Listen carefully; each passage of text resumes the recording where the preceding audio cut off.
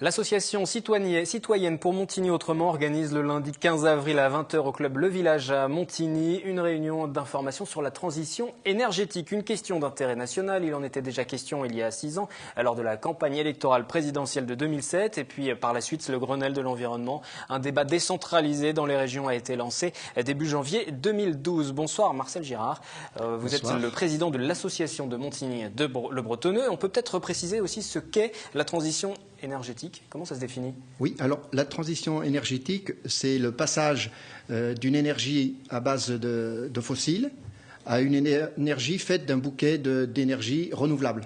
Alors les énergies fossiles, c'est bien sûr le pétrole, le gaz, l'uranium, qui est une énergie fossile, et le charbon. Mais j'ai une question naïve, est-ce que c'est possible d'évoluer justement et d'oublier ces anciennes technologies, ces énergies fossiles? Alors, il nous faudra bien les oublier quand on n'en aura plus. Donc, le jeu de la transition énergétique, c'est d'essayer d'anticiper et de prévoir dès aujourd'hui ce qui se passera dans 40, 50 ans. Parce que le pétrole, par exemple, on nous dit que dans 40 ans, il n'y en aura pratiquement plus. Hein, le gaz, c'est dans 70 ans, donc l'uranium dans 50 ans, le charbon, on voit un peu plus loin, c'est 230 ans. Est-ce qu'il y a une adhésion du public ou pas, justement, à cette idée de transition ? On commence à comprendre qu'il va falloir faire quelque chose.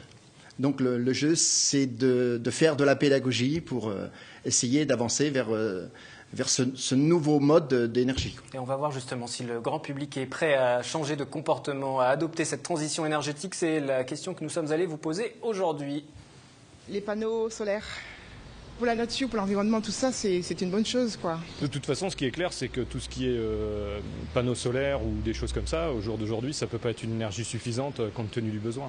Je ne vois pas pourquoi je changerais. Ça me convient pour l'instant.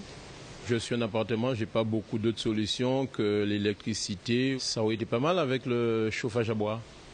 Ça aurait été l'idéal, à mon avis. Je trouve que c'est plus pratique, le gaz, et ça revient moins cher que l'électricité. Et puis maintenant, avec les nouvelles chaudières et les radiateurs avec thermostat, on peut vraiment faire des économies, régler selon ses désirs. Si j'avais acheté une maison, je ferais ce qu'il faudrait. Mais là, faire des travaux, non. Non, ça me convient. Depuis qu'on a changé les radiateurs, qu'on a mis des radiateurs à accumulation qui sont électriques, non, ça me convient. Tout le monde n'est pas prêt à changer. On a aussi entendu qu'il y avait des inconvénients.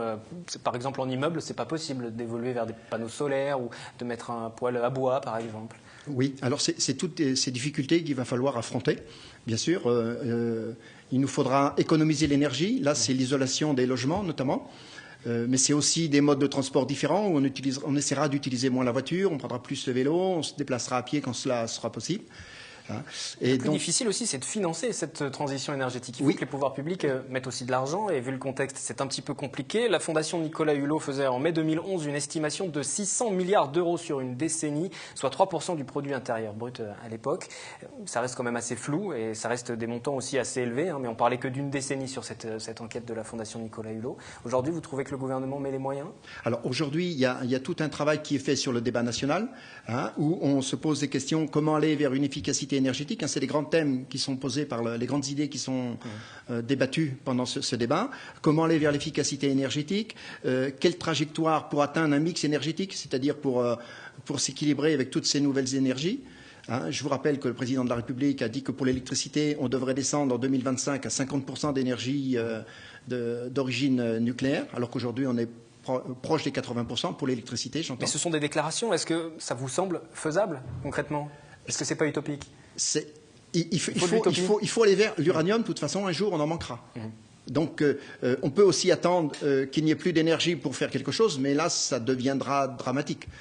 Donc il faut anticiper. Et de toutes ces thématiques, vous allez l'évoquer, il en sera bien sûr question lors du débat de la conférence que vous organisez le 15 avril. Aujourd'hui, pour des particuliers qui nous écouteraient ou ceux qui vont se rendre sur la conférence qui est prévue, il existe des dispositifs, des moyens d'accompagner les gens qui voudraient se lancer dans cette transition énergétique, changer leur mode d'énergie? Alors ça va être l'objet justement de notre débat public. Là, on fait intervenir des gens de la région, des gens plus locaux comme l'ALEC de Saint-Quentin-en-Yvelines et Robert Cadalbert, des gens à qui on va poser des questions. Comment on fait concrètement au niveau du citoyen qui veut arranger sa maison, enfin isoler sa maison. Ceux qui se posent des questions auront des réponses s'ils se rendent le 15 avril à Montigny. Voilà, ils ont des chances d'avoir des réponses. Enfin, ils poseront les questions et on leur expliquera comment faire, quels sont les pièges à éviter. Par exemple, quand on veut isoler son pavillon ou son logement, comment on peut faire, quelles sont les pistes. L'idée aussi, c'est de recueillir quelques témoignages, peut-être, quelques pistes. Est-ce que vous allez essayer de regrouper au sein peut-être d'un livre blanc qui pourrait servir pour la communauté d'agglomération ou même être transmis, puisque le Grenelle de l'environnement envisageait ces débats au niveau national? Oui, il y a déjà un débat qui a été conduit